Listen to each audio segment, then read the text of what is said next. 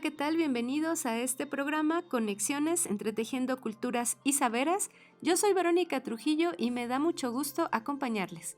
Hola, ¿qué tal? Bienvenidos a una emisión más de Conexiones. Yo soy Edwin Morón. Bienvenidas a esta emisión.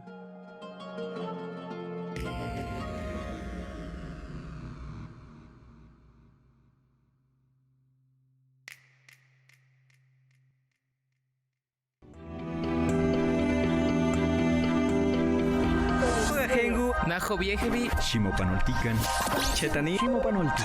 Esto es Conexiones. Entretejiendo culturas y saberes.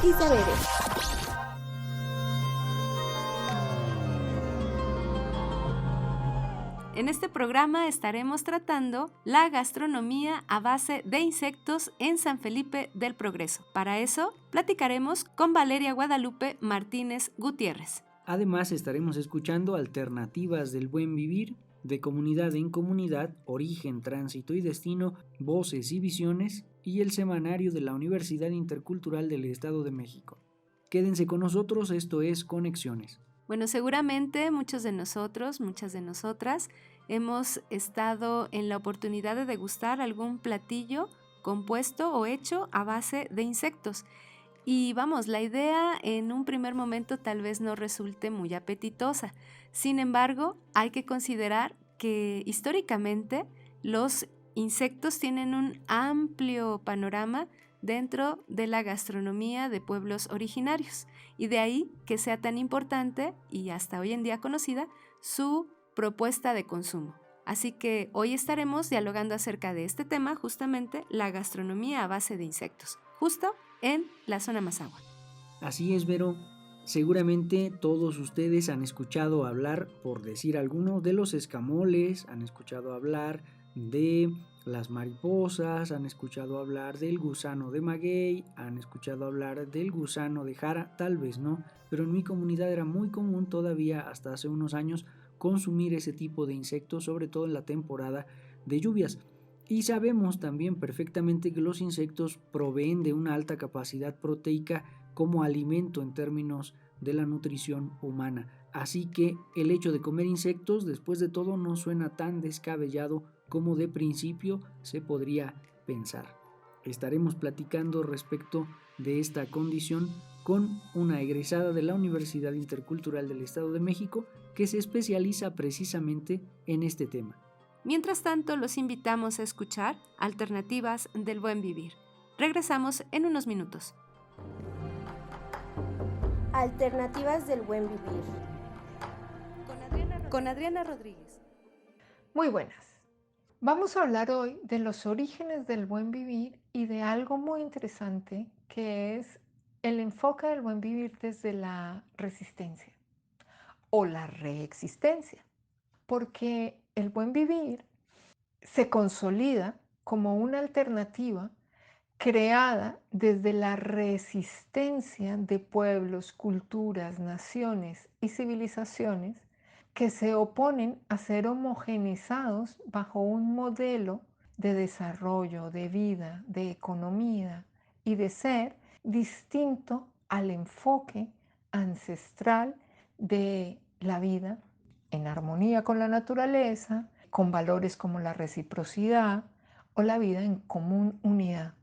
Y desde los orígenes del encuentro o del choque de culturas distintas entre la europea que llega al continente a imponer un esquema a través de la conquista y colonización, frente a pueblos que habitaban, que tenían una existencia en el continente y que defendían esa existencia desde la resistencia, porque desde los orígenes de la historia oficial ha habido resistencia, resistencia a la opresión, al desconocimiento de los saberes ancestrales, de la forma de vida armónica y en relación con la naturaleza, porque quizás ese es el mejor ejemplo, un enfoque de vida antropocéntrico, que el ser humano o el hombre está en el centro y es capaz de dominar a la naturaleza con un esquema externo que nos traen, a otro que ya existía, de una vida de pertenencia a la naturaleza, de familiaridad, de vida armónica y en comunidad. en donde se pide permiso a la naturaleza y no se deforesta. Y se vive armónica, equilibradamente, o se vivía de esa manera. Así que durante siglos y siglos se ha generado una resistencia en forma de protestas, luchas, rebeliones, manifestaciones, paros, de múltiples formas. Ha habido desde los pueblos una resistencia al extractivismo, a que se deforesten sus bosques, a que se rompan las estructuras de apoyo sociales, de solidaridad, de comunidad, ante la imposición de una mirada externa que avasalla, que devasta, igual que la naturaleza, devasta las comunidades y esos enfoques, incluso de la espiritualidad, que es calificada como cosas raras, que atacan a la razón. Pues la resistencia se construyó con siglos de lucha y de pensamiento de seres y de pueblos que lograron consolidar una forma de vida y defenderla como un planteamiento político, social, cultural, estructurado, que se constituye en una alternativa hoy en día para una forma de vida en el planeta, ya no solamente en el continente.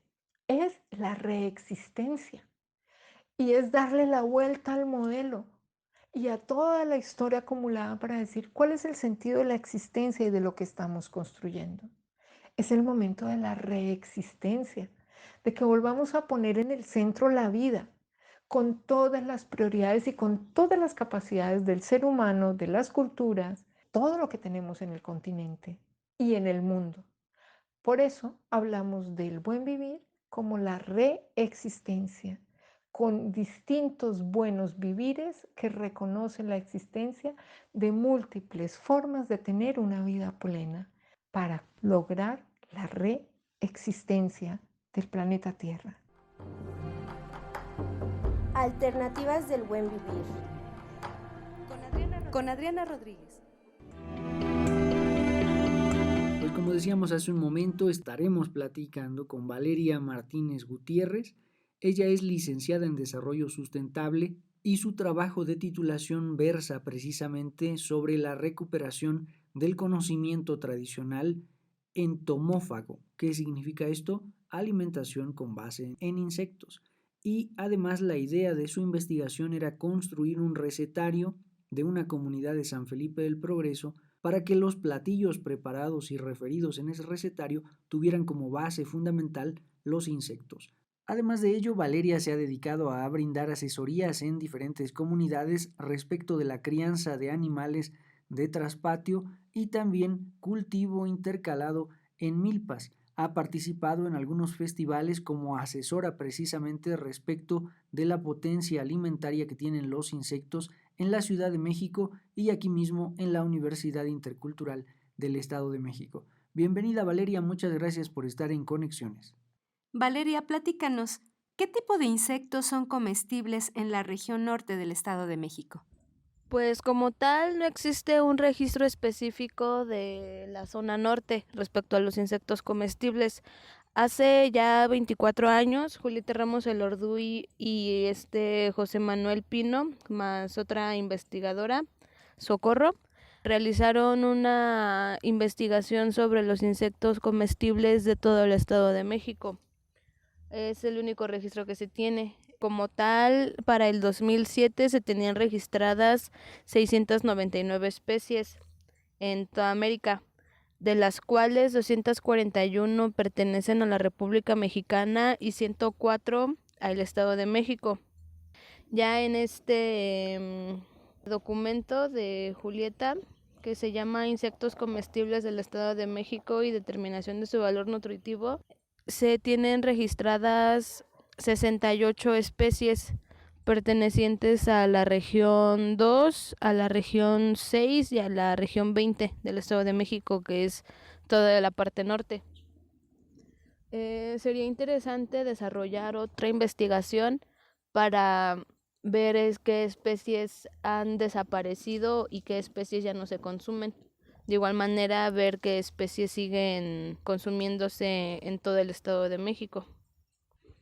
Igual lo interesante de este documento es que en las zonas donde se realizó el estudio no está registrado San Felipe del Progreso, y esto pues igual no explican por qué fueron descartadas algunas zonas. Eso es igual interesante porque en las salidas de campo que yo tuve y en las entrevistas que apliqué solamente se consumen 4 especies de insectos, que es el chapulín, el gusano cogollero del maíz, el gusano de maguey y una especie que me falta por identificar, esa aún no la he encontrado, pero aquí la conocen como el gusano de la jara. Y también igual en mis salidas de campo lo que pude ver es que existen muchas más especies que en otros lados las consumen, pero ahí en San Felipe del Progreso no. Como por ejemplo el que llaman aquí junguyú. Otro insecto que se come y aquí no es la abeja lápiz melífera. Otro insecto es el cogollero del nopal. Esos existen en la zona, pero como tal no son consumidos. Como por ejemplo explicando lo de las especies que ya no se consumen en la zona de aquí de San Felipe, está la mariposa monarca, que esa hace como 30 años se llegó a consumir, pero por lo mismo de que se hizo una especie protegida, la gente la dejó de consumir. Igual muchas personas me comentaban que empezaron a ver como tipo campañas en donde se les decía a la gente que ya no la consumieran porque esa especie estaba en peligro. Igual las personas me comentaban que ellas fueron viendo cómo la población disminuía por lo mismo de que se desplazaba la mancha urbana. O sea, ya existía más territorio urbano y menos espacio para que las mariposas pudieran llegar. Eso igual es algo es muy notorio en las personas de ahí de la comunidad. Igual muchas personas han dejado de consumir algunos insectos por el prejuicio que se crea en torno a las personas que los consumen.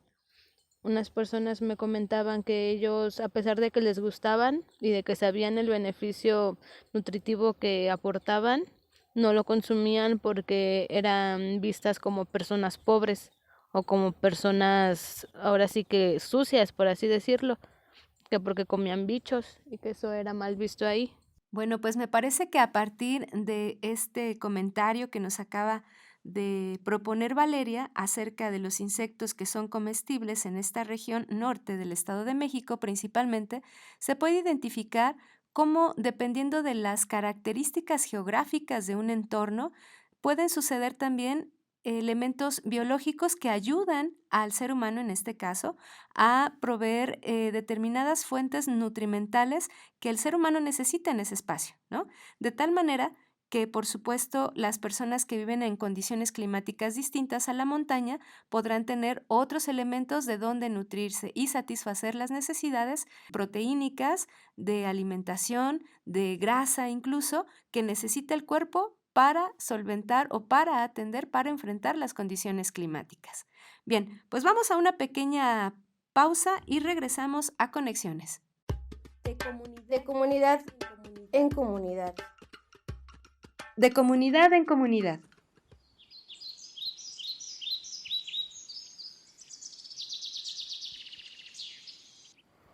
Cultivo de maíz. La agricultura es una actividad que se ocupa de la producción del cultivo del suelo.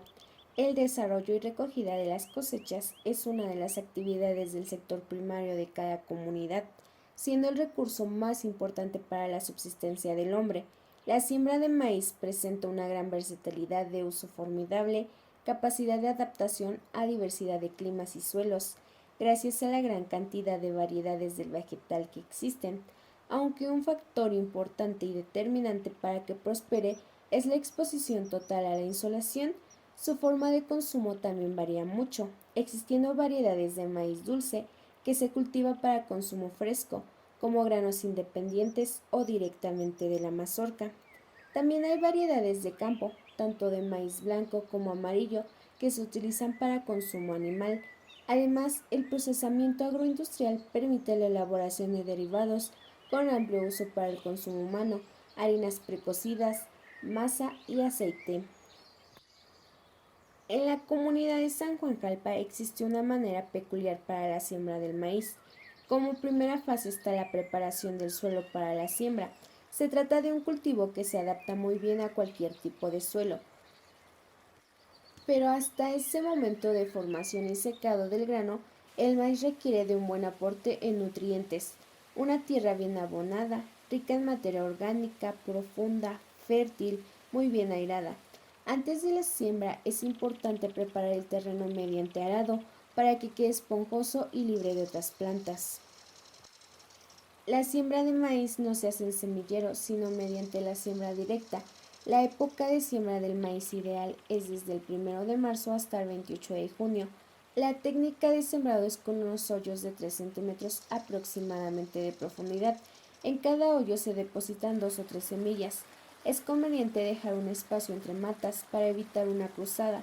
Lo ideal para plantar el cultivo es hacerlo en hileras, dejando 35 centímetros de separación entre plantas. La razón de estos espacios es evitar el riesgo de polinización. A la hora de realizar la siembra se eligen las semillas que sean más resistentes a plagas y enfermedades. Para todo el detalle del proceso de siembra y cosecha del maíz. Como segunda fase está el riego del cultivo del maíz, teniendo en cuenta su exposición al aire y sus grandes superficies foliares. El cultivo del maíz requiere mucha humedad e hidratación, fundamentalmente cuando ya se han formado las espigas. La época de lluvia en San Juan Jalpa coincide cuando el maíz lo necesita. Como tercera etapa está la época de recolección. El maíz dulce o elote se cosecha cuando los granos tienen un color amarillo muy intenso, antes de que se pongan demasiado duros. En el caso de las mazorcas que se usan para palomitas, la cosecha se realiza cuando las hojas que cubren la mazorca ya están secas. Después de la recolección, para una conservación duradera, es conveniente aerarlas.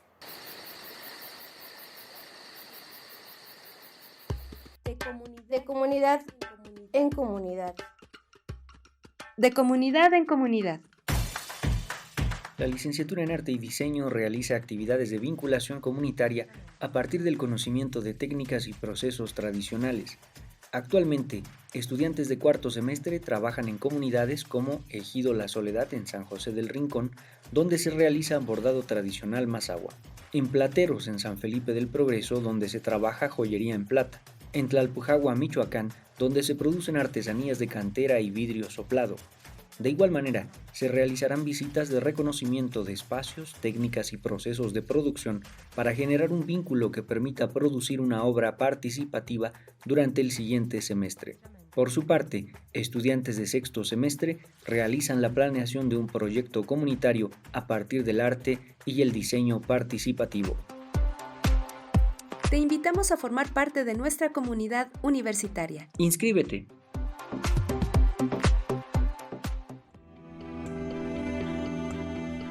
Escríbenos conexiones.ci@uyem.edu.mx. Continuamos. Pónganse en contacto con Conexiones al teléfono 712-123-5963. Continuamos.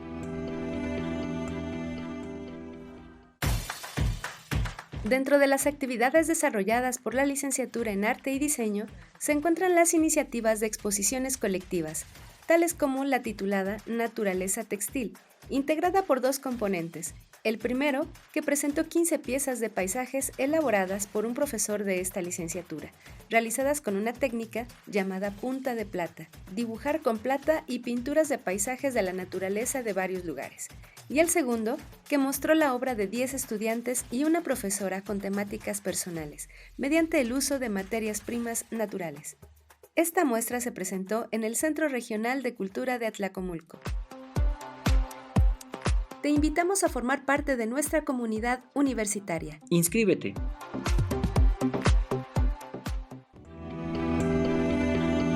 Ya estamos de vuelta en Conexiones, seguimos platicando respecto de la alimentación con base en insectos con Valeria Martínez Gutiérrez, y platicaba hace un momento de los insectos comestibles en la región norte del Estado de México entre algunos pueblos originarios. Pero, ¿cómo se proponen, si es que existen, Valeria, los procesos de cultivo, crianza o recolección de estos insectos que resultan comestibles? Pues actualmente como tal no existe una ley que regule el consumo del insecto. O sea, en muchas comunidades de la República y hasta del mundo existen crianzas de los insectos comestibles. Hay de hecho también fábricas que ya se dedican a reproducir estos insectos. Uno de los más conocidos es el Tenebrio molitor o el gusano de la harina. Este se reproduce muy fácil y en un tiempo aproximado de 6 meses. O sea, todo su ciclo se completa en los 6 meses. En San Felipe del Progreso no existen zonas de cría de los insectos. De artrópodos sí, como por ejemplo de la cosil. De la cosil sí existe, pero no entra en la categoría de insectos. Se debe de realizar un estudio de la ecología de la especie, saber cuál es su ciclo de vida, saber de qué se alimenta, cuántas crías pueden llegar a tener, para así, conociendo mejor a la especie, tener un mejor control y procurar que su nivel nutricional sea el mismo, porque estando en vida silvestre ellos se alimentan de muchas especies de plantas y en algunos casos hasta de otros animales, y esto contribuye a que su materia seca tenga cierto porcentaje de proteína. Y más sin en cambio, ya cuando están en cautiverio, ya cuando se crían en unos ambientes controlados, muchas veces su alimentación no sea completa como en vida libre. Es por eso que se recomienda conocer a la especie para brindarle una alimentación lo más completa y variada posible. Para el proceso de crianza, como por ejemplo del chapulín, no se requiere de una gran extensión de terreno. Con aproximadamente un espacio de 2 metros por 2 puedes tú criar un número considerable de chapulines. Si tu cría es buena, puedes, más allá del autoconsumo, llegar a producir para tú venderlos. Les voy a explicar brevemente la cría del chapulín.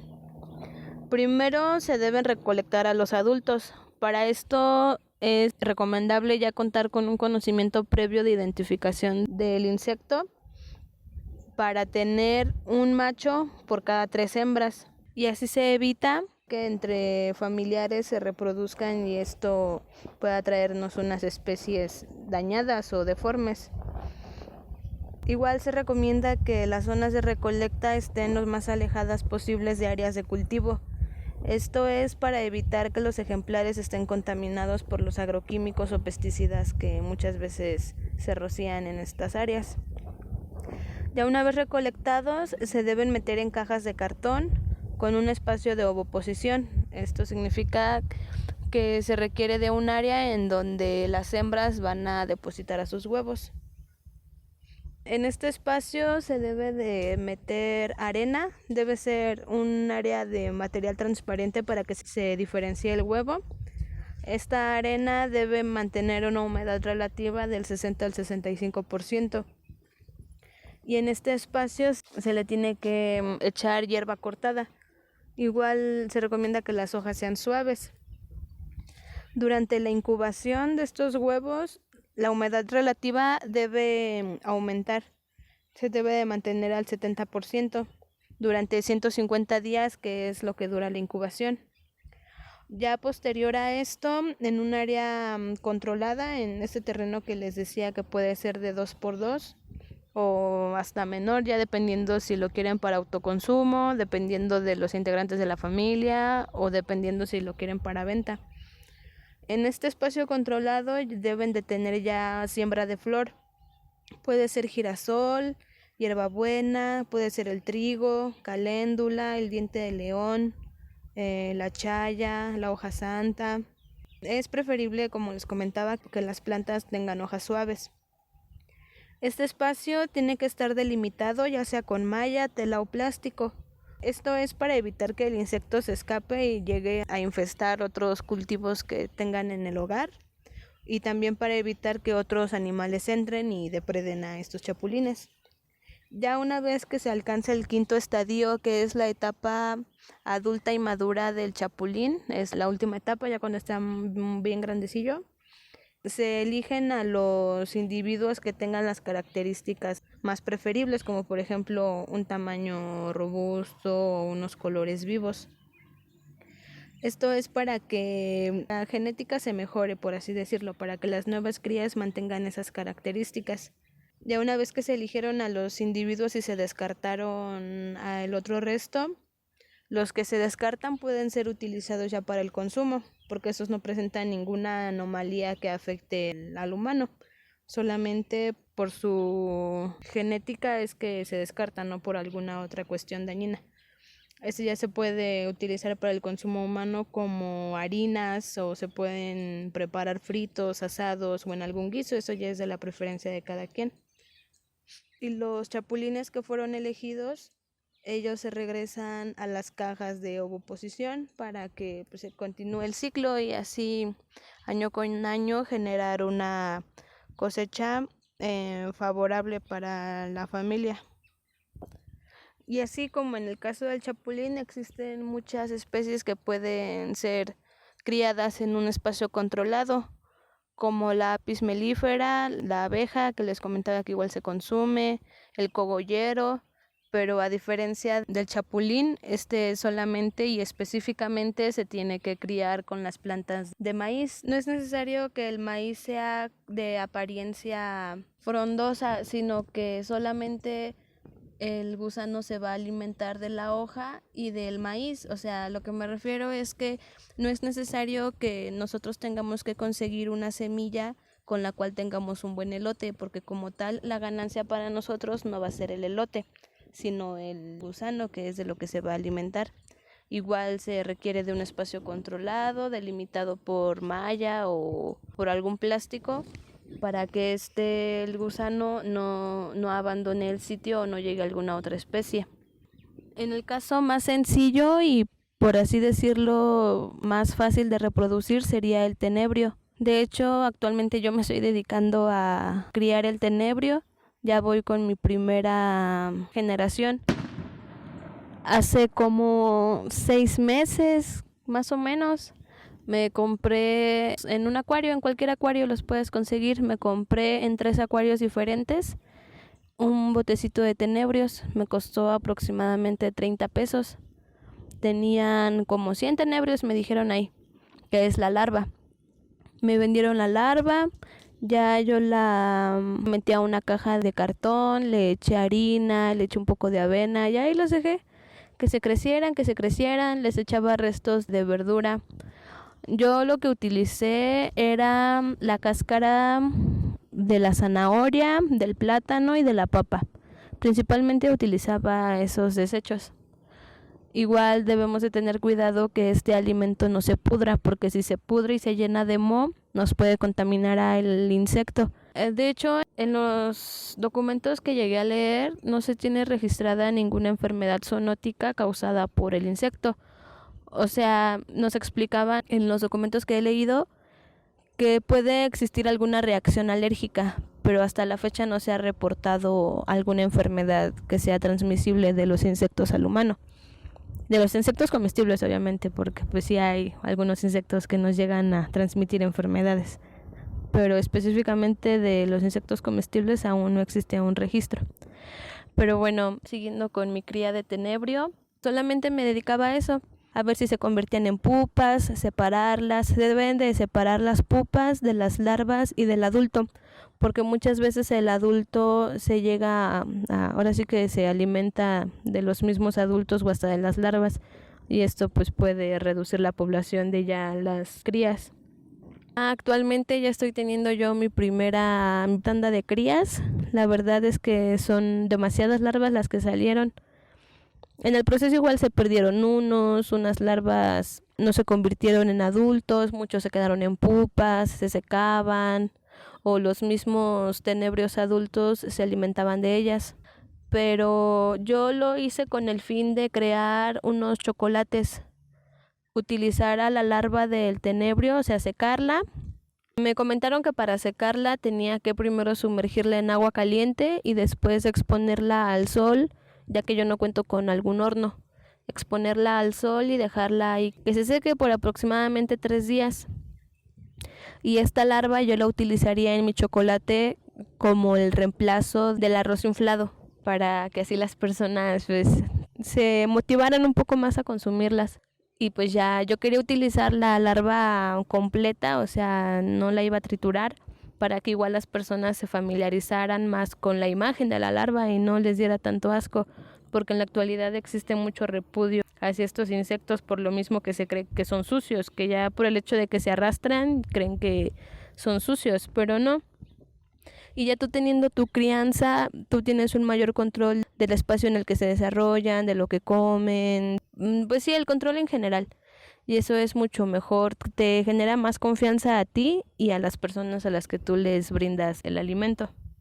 También como parte de las recomendaciones que se hacen en los artículos, en videos, en varias fuentes de información, para la extracción de insectos en áreas abiertas, en espacios abiertos, se recomienda que sea lo más alejado posible de áreas urbanas y de zonas de cultivo, ya que nosotros no conocemos el tipo de manejo que se hace en estos cultivos y muchas veces se utilizan agroquímicos y pesticidas para controlar su crecimiento.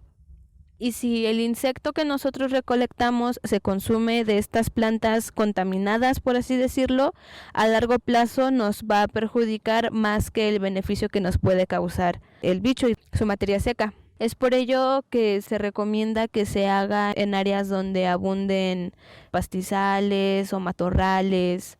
Igual, cada que se hace la extracción, se recomienda que se deje un número considerable de individuos del insecto.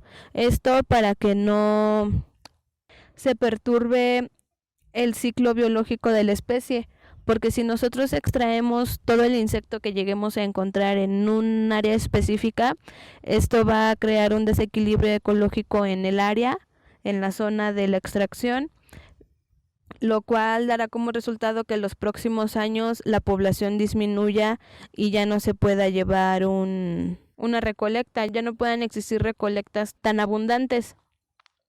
Por eso, cuando tú quieras extraer alguna especie, algún insecto, tienes que dejar aproximadamente el 30 o 40% de la capacidad que tú estés viendo ahí. Igual ya con el tiempo se van a ir regenerando y también tienes que cambiar de sitios, de áreas en las que vas a recolectar. Por ejemplo, si tú un año vas a un pastizal, el año siguiente procura ir, por ejemplo, unos 50 metros como mínimo más adelante o más a las orillas de la zona que tú ya fuiste. Pues como ha quedado explícito en la plática, en el comentario que nos hace Valeria, uno de los factores fundamentales en términos de la producción, de la crianza y de la recolección de elementos comestibles, me atrevo a decir no solo los insectos, sino todo lo que tiene que ver respecto de aquello que usamos para alimentarnos, pasa por el asunto de las temporalidades. Algo que definitivamente con los procesos de modernización, de industrialización, de comercialización se ha alterado brutalmente. Y es que el asunto de la temporalidad en los consumos alimenticios juega un papel fundamental también en la constitución de un sistema inmunológico fuerte, de un sistema inmunológico eficiente respecto de las condiciones climáticas. Cuando nosotros alteramos esa condición para favorecer la producción industrial de algún alimento o en el caso de las frutas, en el caso de las verduras y también puede resultar en el caso de los insectos, este proceso, este ciclo natural de relación pues se ve alterado.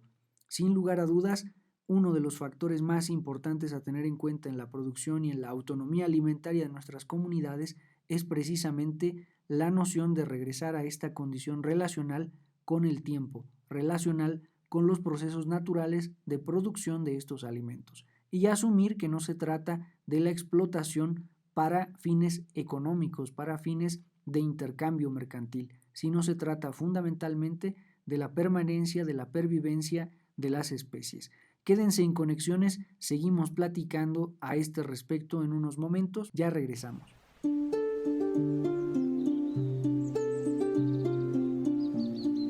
Voces y visiones.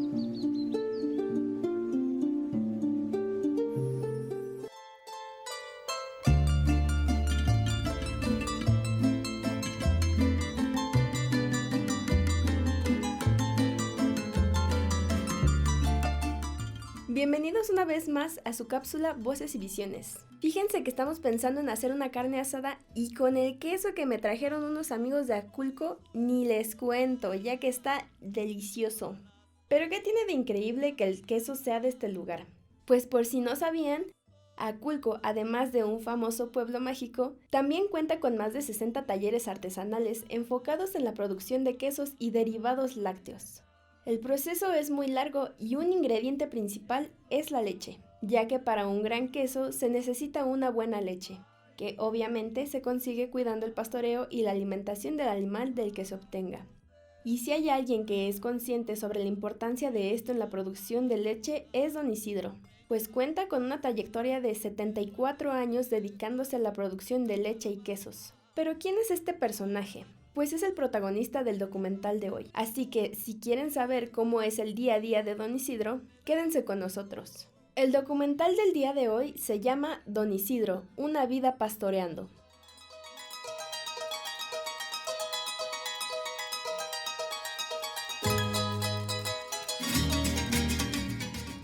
Tiene una duración de 11 minutos y la dirección, el guión y la fotografía está a cargo de Itzin Shaka Avedaño, quien compartió la edición con Miguel Salgado Parra. El escenario de esta historia se ubica en Tlachi, Veracruz, donde unos estudiantes de la Universidad Veracruzana pasan un día con Don Isidro, quien es experto en su oficio, pues desde los 10 años empezó a cuidar el ganado. El día comienza para él desde muy temprano, para ser exactos a las 5 de la mañana con un desayuno ligero. Una vez que ha comido, Don Isidro comienza a narrar a estos estudiantes sobre cómo para él, un señor mayor de 84 años, el pastorear cabras es el trabajo ideal, pues en sus palabras, es retranquilo ser pastor, y es algo que disfrutan demasiado. A pesar de su avanzada edad, Don Isidro camina a diario 1 hora hasta el lugar donde pastorea a sus animales, lo que implica que se pasa la gran mayoría del tiempo caminando. Ustedes podrían estarse preguntando, bueno, ¿y por qué este señor no la saca cerca de su casa? ¿Qué necesidad hay de complicarse? Pero esto es porque gracias a sus años de experiencia, él ya sabe a dónde tiene que llevar a las cabras para que coman cierto tipo de vegetación y así produzcan mucha más leche. Pues al tener tanto tiempo de habitar el mismo sitio, ya sabe a dónde le conviene llevar a las cabras. Su esposa hace quesos apoyándose de un aro de madera y una prensa del mismo material. Nuestros protagonistas cuentan que cuando eran pequeños solían vender quesos por docena, de ahí que se busque continuar con el negocio. Si se quedaron con ganas de los detalles de esta obra, no se preocupen, que pueden verla de manera gratuita en la plataforma Filmin Latino. Desafortunadamente el tiempo se nos terminó, así que por hoy esto sería todo. La información de esta cápsula fue obtenida de Filmin Latino, YouTube y Milenio. Los dejamos con Rodrigo Cabrera interpretando Veracruz con marimba, y no lo olvides, lo escuchaste en Voces y Visiones. Hasta la próxima. Esmeralda de Veracruz.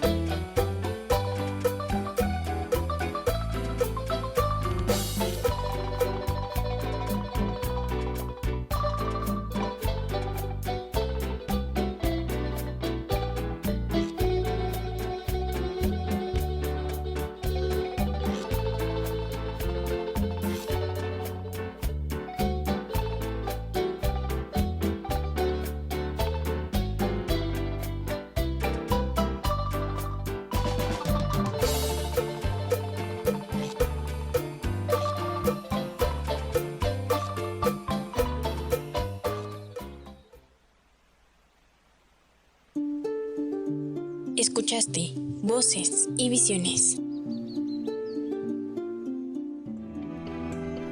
Pónganse en contacto con Conexiones al teléfono 712-123-5963. Continuamos.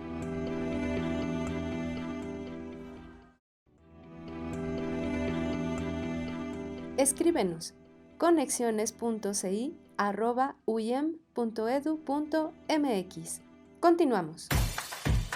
La licenciatura en Enfermería de la UIEM cuenta con el reconocimiento de CIES, así como la opinión técnico-académica de CIFRUS. Se perfila como líder en innovación y calidad académica generadora de recursos humanos en favor del cuidado integral de la salud.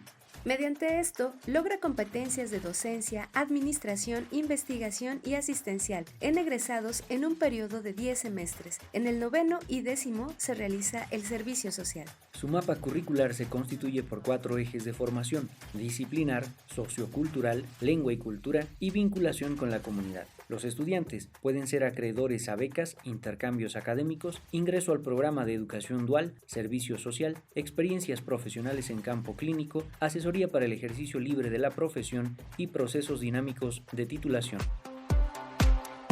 Te invitamos a formar parte de nuestra comunidad universitaria. ¡Inscríbete! Origen, tránsito y destino. Por Joel Pedraza. Hola Vero, hola Edwin.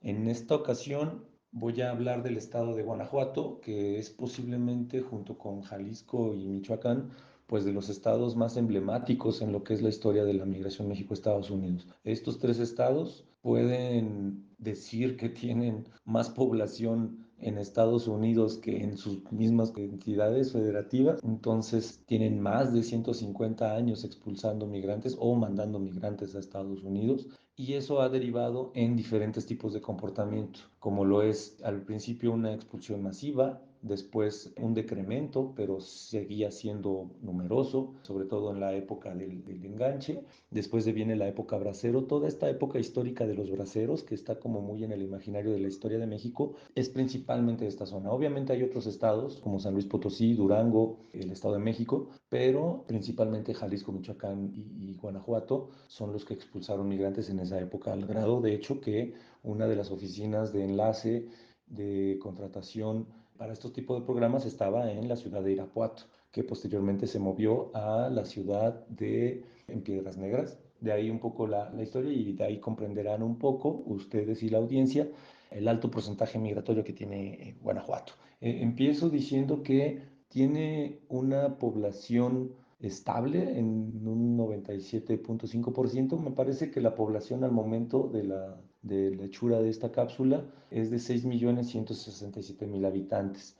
En el 2018, todavía no aparecían los datos del 2020, tiene un porcentaje de población residente de otro estado del 2.1%, es decir, 129.000 personas aproximadamente vivían en otro estado antes de Guanajuato. Este número es relativamente bajo en comparación a otros estados, porque si recuerdan, el que estaba absorbiendo mucho más centros de población era Querétaro. Al decidir moverse hacia Querétaro o hacia Guanajuato, Querétaro parece ser una mejor opción tanto económica como laboralmente. También hay que contemplar el aspecto de la violencia y el crimen organizado en el estado, que ha hecho que decidan también generarse otro tipo de movilidades por otras circunstancias mucho más fuertes. A su vez, también hay muy poca población que llega a Guanajuato de otros países. Apenas 24.000 personas, 25.000 personas han llegado al estado de Guanajuato desde otro país. Del 2014 al 2018 se redujo a la mitad de esa cantidad de personas, lo cual implica que está decreciendo, parece que está decreciendo la población móvil, o sea, es decir, la población que se mueve, no la población que nace, porque eso también podría generar ahí un poco de confusión. Sin embargo, sí sigue manteniendo un saldo neto migratorio positivo, que es de 5.000 habitantes aproximadamente, es decir, Guanajuato sigue expulsando más gente de la que recibe, específicamente hacia Estados Unidos. Tengo ahí mis dudas sobre usar la palabra expulsión, porque parece que es como muy violenta, es un término más bien de la literatura de migración. Y por otro lado, y eso es lo que quería recalcar, el 99% de la población migrante de Guanajuato está en Estados Unidos. Ellos comenzaron con lo que fue estas comunidades espejo, que después fueron comunidades diáspora, que están generando comunidades transnacionales que durante los 90s, 80s y 90s generaron una gran cantidad de interacciones entre ambos países, trascendiendo fronteras, y que en 1986 con el IRCA fueron de los estados más beneficiados o de la población del estado más beneficiada para lo que le dicen los migrantes, arreglar papeles y hacerse documentados. ¿Qué implica cuando un migrante arregla papeles para sí mismo, que comienza a arreglar los de la familia y se va a la familia completa? Entonces ahí rompes un poco el vínculo familiar con el origen, como en este caso es Guanajuato, pero no necesariamente administrativo y sobre todo afectivo. Entonces puede ser que ya no viajes para ver a la familia, porque ya tu familia también está en Estados Unidos, pero sí viajas para las fiestas patronales o para Navidad y para estar con la familia extensa. Entonces, eso es lo que todavía mantiene viva la dinámica transnacional, en un caso específico como lo es Guanajuato. Otros estados, perdón, como Puebla o como Veracruz o como Chiapas, que tienen una migración hacia Estados Unidos más joven, por decirlo así, están viviendo un proceso que Guanajuato vivió hace muchos años antes. Entonces, es interesante ver cómo cada una de las entidades vive las diferentes fases de la migración y se pueden encontrar incluso patrones de hacia dónde podría dirigirse la migración. Obviamente, serían hipótesis muy aventuradas, al ser fenómenos sociales no hay posibilidad de comprobación, pero bueno, pues se podrían esperar algunos patrones. Bueno, eso es el caso de Guanajuato. Vero, Edwin, muchas gracias de nueva cuenta por el espacio. Origen, tránsito y destino. Por Joel Pedraza. Muchas gracias por continuar en Conexiones. Seguimos platicando con Valeria Guadalupe Martínez Gutiérrez acerca de la gastronomía a base de insectos en San Felipe del Progreso. Platícanos, Valeria, cómo en estos procesos de producción de insectos, incluso de alimentación, pues de estos mismos insectos, cómo es que se procura la sustentabilidad y qué maneras existen para compartirlo con la comunidad en cuestión. Una manera de procurar la sostenibilidad de estas prácticas es, como les mencionaba, evitar recurrir a la misma área y extraer todo el insecto que se ve. En la actualidad ya las extracciones, que más quisiéramos ser los únicos que van a los lugares a cosechar insectos, pero desafortunadamente la sobrepoblación es muy notoria, que muchas personas recurren a los sitios y muchas personas tienen el conocimiento de las zonas en las que los insectos se desarrollan. Eso es algo muy interesante porque a las personas entrevistadas de ahí de San Felipe del Progreso tenían un gran conocimiento de la ecología de la especie. Muchos me decían, como por ejemplo de la mariposa monarca, que me decían, no, muchas veces se ponen en los pinos, en los gigantes, en los árboles más grandes, y ahí era donde los encontraban. También otras personas nos comentaban cómo era fácil identificar los magueyes que ya estaban infestados por la larva. Y así como personas de la comunidad ya reconocen en dónde encontrar al insecto, ya las nuevas generaciones puede que ya no todos cuenten con esa sabiduría, pero algún otro sector sí. Es por ello que no nos debemos de confiar tanto de ir a las zonas ahora sí que más recurridas para extraer al animal, porque esta práctica, si no se hace de manera responsable, puede crear un desequilibrio muy grande, porque el insecto se encuentra dentro de la cadena alimenticia de muchas especies, de reptiles, de aves, hasta de algunos animales acuáticos. Y si nosotros empezamos a disminuir estas poblaciones, no solamente se vería afectado los animales, sino también la tierra, también algunas plantas que se benefician de ellos. De igual manera, pues las personas nunca terminamos de aprender. Yo digo que sería muy bueno y muy útil y necesario para las poblaciones en darles pequeños talleres sobre la manera en la cual hacer una buena recolección y un buen aprovechamiento de estas especies. Se podrían llevar talleres a las personas interesadas para que ellas extraigan el insecto y en sus hogares los puedan criar. De igual manera, para compartir con las comunidades es preferible que no lleguen a criar estos insectos con especies que el mismo humano podría comer. O sea, en el caso del cogollero, pues se hace la excepción porque ahora sí que su único alimento es el maíz. Pero como por ejemplo otras especies, como ya les comentaba el chapulín, es preferible que se críen con plantas que no sean de consumo humano. ya que pudiendo nosotros consumir eso, se lo damos a el insecto. Sería como algo similar a lo que se hace con el ganado. O sea, el ganado compite mucho con el humano por las semillas y eso a largo plazo nos está causando un daño, porque terrenos que pueden ser sembrados con alimento humano, todo se destina para el animal. Por eso es preferible que se conozca la especie, se conozca qué se le puede dar de alimento para que así no compita con el humano. Igual dentro de las comunidades se pueden realizar ferias gastronómicas como las que existen en Hidalgo. Allí en Hidalgo igual hay muchos insectos que se comen. En San Felipe del Progreso puede que actualmente ya no se recolecten muchos insectos, pero afortunadamente existen áreas verdes. Más allá de zonas de cultivo existen pocos manchones en los que se pueden recolectar diferentes insectos, los cuales se pueden llevar a estos espacios de ferias gastronómicas, ferias entomofágicas. Ya las personas de la comunidad compartirían sus recetas, recibirían pláticas, ellos prepararían con su toque especial cada platillo y ellos pueden tener una remuneración económica.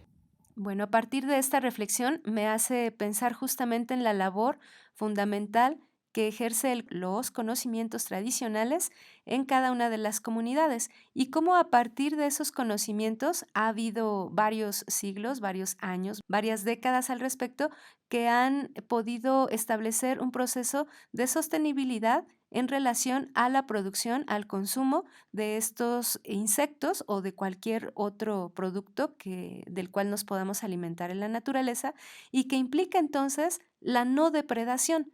Ya discutíamos en el bloque anterior cómo es que el pensar en un sistema mercantil donde todo se nos dispone a la mano y donde un producto lo podemos encontrar en cualquier hora y en cualquier momento y en cualquier etapa del año, pues es un proceso riesgoso, entre muchas otras cosas, sí desde el ámbito alimenticio, desde el ámbito nutrimental, pero también desde el ámbito de sobreexplotación de un espacio o de un territorio físico y por supuesto también de las condiciones de explotación que se derivan en relación a los sujetos que producen ese tipo de alimentos o de productos. Entonces, en este sentido, claro que las comunidades, claro que este proceso sostenible que mira no la depredación, sino el consumo justo y medido de estas condiciones o de estos alimentos, pues nos da una idea más clara, más propositiva, una serie de soluciones mucho más viables y pertinentes al consumo depredador que hoy en día tenemos en relación a todo lo que consumimos, de todo lo que nos alimentamos. Bien, pues muchas gracias Valeria por acompañarnos en este programa de Conexiones. Esperamos poder platicar contigo en un futuro no muy lejano. Mientras tanto, pues agradecemos mucho tu participación. Vamos a escuchar la siguiente cápsula del semanario de la Universidad Intercultural del Estado de México y regresamos. Semanario de la Universidad Intercultural del Estado de México.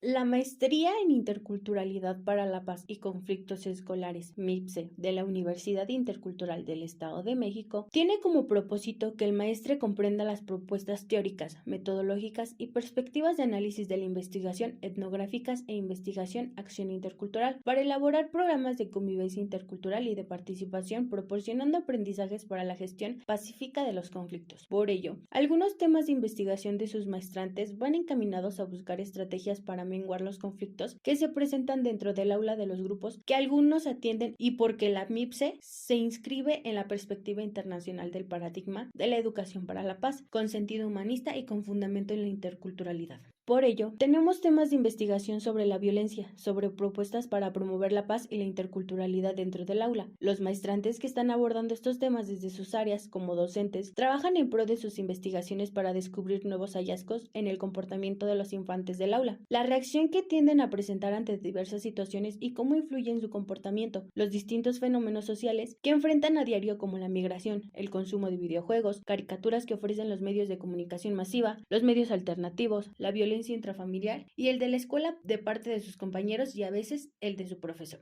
También es para ver cómo interactúan entre ellos y qué juegos replican, desde lo que ven en la televisión, en los videojuegos, así de cómo lo aprenden o viven en sus casas. Por ello, la estudiante de la maestría en Interculturalidad para la Paz y Conflictos Escolares, Fabiola Mateo Cruz, realiza trabajo de campo en la comunidad Patemula de Los Cedros, municipio de San José del Rincón, Estado de México, como parte de la observación participante de la materia de etnografía, aplicada a la educación intercultural y para el avance de su proyecto de investigación. Fabiola hace etnografía del aula del grupo que atiende. Esto lo realiza con el objetivo de ver el comportamiento de su grupo de infantes ante sus compañeros, ante el docente y ante la presencia de otros entes sociales como directivos o familiares. Ella se ayuda de la observación como herramienta para el levantamiento de datos crudos. Esto le sirve para identificar los distintos momentos en los que cambian de actitud los niños y reaccionan de manera distinta según la situación en la que se encuentran. Tanto Fabiola como otros maestres que realizan investigaciones que siguen la misma línea trabajan arduamente para avanzar en sus proyectos de investigación. Semanario de la Universidad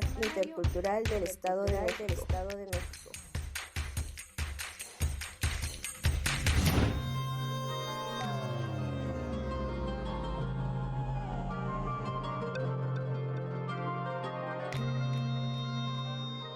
Un tema por demás interesante, el asunto de la alimentación con base en insectos. Sin embargo, también hay una serie de elementos, como ya señalabas hace un momento, Vero, a tomar en cuenta. Pensemos, por ejemplo, el asunto respecto de las abejas, uno de los insectos más importantes, digamos, dentro del equilibrio ambiental de nuestro planeta. Y no es que el resto de insectos no sean importantes precisamente para mantener los ecosistemas, sino precisamente refiero la idea de las abejas porque pareciera que hay insectos que importan más y hay insectos que no importan, que no interesan. En el caso de los insectos comestibles, decíamos, es fundamental esperar a atender a las temporalidades en las que estos se reproducen, en las que estos pueblan los espacios, pero también hay que concebir la idea de que esos espacios en donde los insectos proliferan son cada vez más escasos en términos y en aras de favorecer una ocupación del territorio fundamentalmente con orientaciones urbanas en las que predomina el concreto, en las que predominan los ambientes asépticos, en los que nada crece, en los que nada se reproduce, solo nuestros grandes espacios de pasto verde que fundamentalmente sirve para adorno porque no provoca otra cuestión y se va en detrimento de espacios endémicos en los que pululan los insectos, en los que se favorece su producción y en los que se favorece también un aspecto fundamental para la sostenibilidad, que es la diversidad natural. En este sentido, es benéfico propiciar una reflexión crítica en torno a estos procesos de monocultivo, monoalimentación, esto que ya decíamos anteriormente, el querer tener un producto comestible disponible durante todo el año, sabiendo que hay una temporada específica para su consumo, ¿no? Entonces, en este sentido, habrá que considerar, habrá que tomar una conciencia un poco más reflexiva, un poco más crítica a este tipo de consumo que tenemos. Y, por supuesto, mirar otras prácticas que nos pueden orientar de una manera, pues ya decía, distinta en nuestra relación con el entorno. Pues muchísimas gracias por habernos escuchado, por la compañía durante toda esta aventura radiofónica. Nos ha dado mucho gusto acompañarnos. Agradecemos en la producción de este programa a Daniel Vallejo Garduño y la Universidad Intercultural del Estado de México. Agradecemos también a Ciro González en la labor de la edición de este programa y en la locución a Irene Cruz y Fabiola Reyes. Yo soy Edwin Morón, muchísimas gracias por habernos escuchado. Hasta la próxima. Muchas gracias por su atención. Yo soy Verónica Trujillo. Nos escuchamos pronto.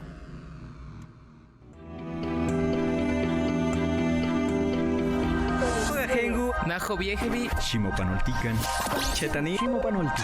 Esto es Conexión. Entretejiendo culturas y saberes. Y saberes.